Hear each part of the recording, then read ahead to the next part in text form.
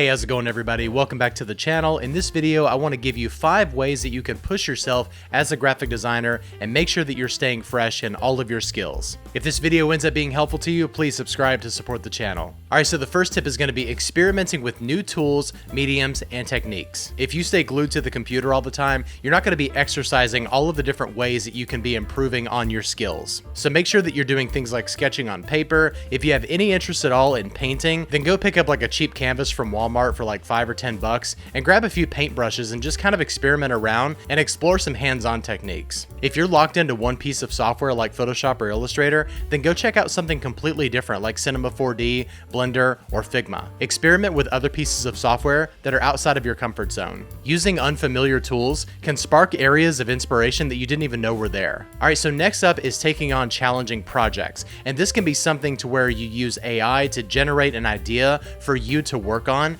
that's completely random. You can also sign up for the daily logo design challenge, where you just spend a few minutes or an hour or whatever on creating a logo that's based on the brief that they send you every day. No matter what it is, try to do something every single day that's just a little bit unfamiliar. For example, if you're a print designer, then maybe try your hand at some motion graphics. It doesn't mean that you're wanting to entirely transition into that industry, but just getting your hands dirty and trying a few things that are unfamiliar can really help you a lot. Taking on these new challenges and completely different types of projects can lead to a lot of growth. Alright, up next is having a personal project that you work on daily. And this can be something that is completely unique to you that has nothing to do with any paid projects that you're doing, but you work on this every single day, even if it's just for 10-15 minutes. For example, I grew up watching Nickelodeon back in the 90s, and I directly attribute them for the reason that I'm a designer today. I was a huge fan of all of their graphics, all of their bumper designs. I thought everything they did was so cool. And while I didn't go into that industry, it definitely influenced me into becoming a designer. So I do at least one thing every day that's directly inspired from a 90s Nickelodeon show. Whether it's creating logos for businesses that are in the show, some kind of a poster based on an episode, or really it can be something as simple as garnering a color palette from a specific show. Either way, have something that you're working on a daily basis that's personal to you and that can kind of challenge you a little bit. Alright, so next up is seeking diverse feedback. Now this can go beyond seeking the critique of other designers and your clients. You can post your critique for work online and get really interesting and varied feedback. This can give you insight into new perspectives that you were never able to see before. And remember that constructive criticism always helps you in sharpening your skills